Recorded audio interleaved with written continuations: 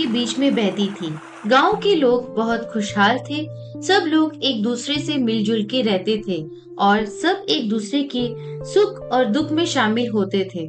उसी गांव में एक रामू नाम का लोहार रहता था। वो सभी गांव वालों के लिए लोहे का हथियार बनाता था, जिससे वह खेतीबाड़ी, लकड़ी काटने के लिए उपयोग करते थे।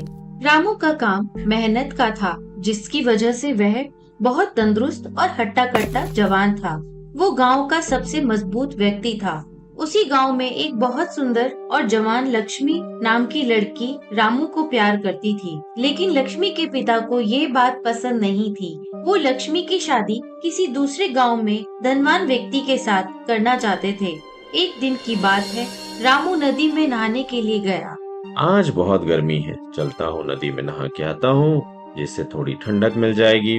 रामू ने जैसे ही नदी में डुबकी लगाई, तभी उसे किसी की चिल्लाने की आवाज सुनाई दी। बचाओ, बचाओ! उसने देखा कि एक सुनहरी मछली को काले सांप ने पकड़ रखा है। बचाओ, बचाओ!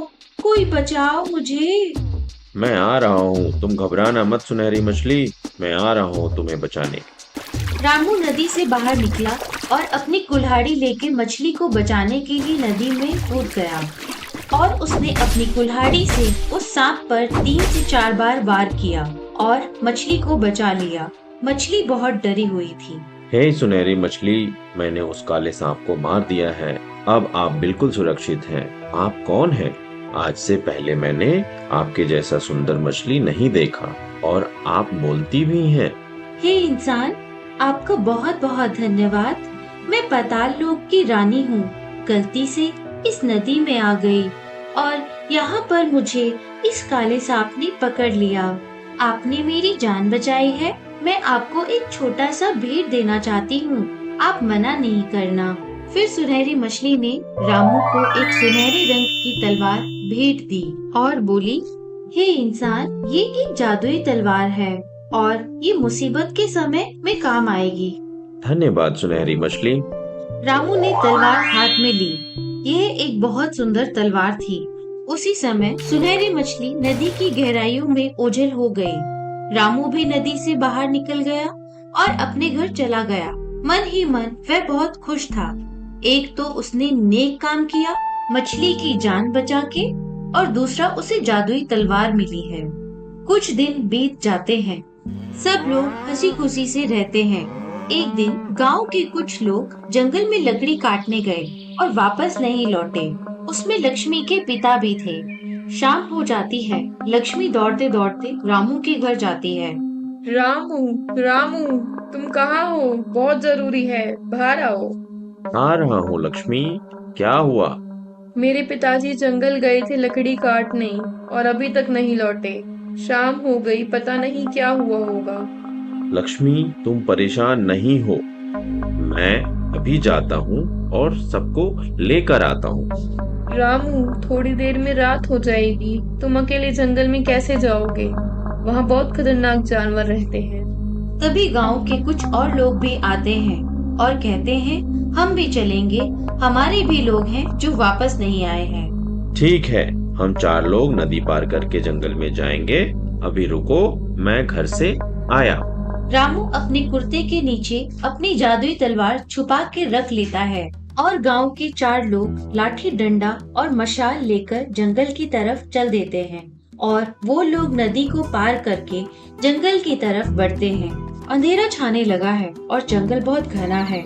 वो मशाल जला लेते हैं और आगे की तरफ बढ़ते हैं। जंगल में कुछ दूर चलने के बाद उन्हें कुछ आवाज सुनाई देती है। सुनो, वहाँ से कुछ आवाज आ रही है, चलो चल के देखते हैं। सब लोग उस तरफ चल देते हैं और क्या देखते हैं कि वहाँ 4 आदमी एक मोटी रस्सी से बंधे हुए हैं। सब लोग धीरे धीरे आगे बढ़ते हैं। जैसे ही वे बंदी बने हुए लोगों के पास पहुँचते हैं, पेड़ पर से एक बहुत ही भयानक राक्षस कूदता है और उन सबको भी पकड़ लेता है। राक्षस बहुत खतरनाक है। उसके बड़े बड़े पीले दांत बाहर निकले हुए हैं और हाथों और पैरों का नाखून बहुत बड़े हैं। आज तो मजा ही आ गया। 4 को पकड़ा था, 4 और आ गए। आज का डिनर तो बहुत मजेदार होने वाला है। डर के मारे सबकी हालत खराब हो जाती है। ओए नरवच्छी राक्षस, छोड़ दे हमारे गांव वालों को, नहीं तो अंजाम बहुत बुरा होगा। हो। अरे इंसान के बच्चे, तुम क्या बिगाड़ोगे मेरा? तुम सब मिलकर भी मेरा कुछ नहीं बिगाड़ सकते। मैं तुम लोगों को पैरों से कुचल दूंगा। अरे नहीं, मुझे खाना है तुम लोगों को। तुम लोगों को कुचल के मैं अपना खाना गंदा नहीं कर सकता। अरे राक्षस, हिम्मत है तो लड़के दिखाओ। हो, तुम लड़ोगे मेरे साथ? देखो खुद को, कितने से हो तुम? उससे क्या फर्क पड़ता है, लड़ने के लिए शरीर नहीं हिम्मत होनी चाहिए। चलो हिम्मत हो तो मेरे से लड़के दिखाओ। चलो, तुम्हें इतना लड़ने का ही मन है तो लड़ ही लेते हैं, फिर आराम से सबको खाऊंगा। सब आश्चर्य से रामू को देख रहे थे और डर के मारे कांप भी रहे थे और यह भी सोच रहे थे अगर रामू हार गया तो हम सब मारे जाएंगे। लेकिन और कोई रास्ता भी क्या था? फिर सबने रामू की हिम्मत बढ़ानी शुरू की।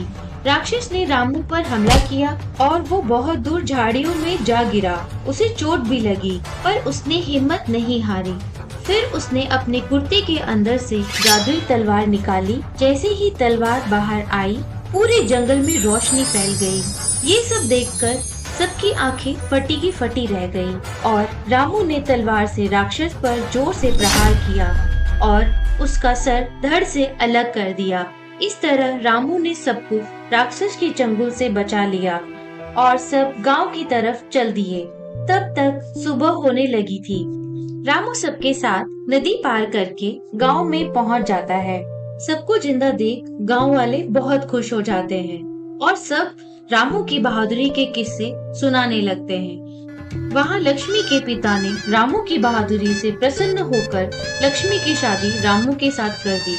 फिर सभी हंसी खुशी रहने लगे। तो दोस्तों, अगर आपको हमारी वीडियो पसंद आई है तो इसे लाइक करें और ऐसे ही और वीडियोस देखने के लिए हमारे चैनल को सब्सक्राइब करना ना भूलें।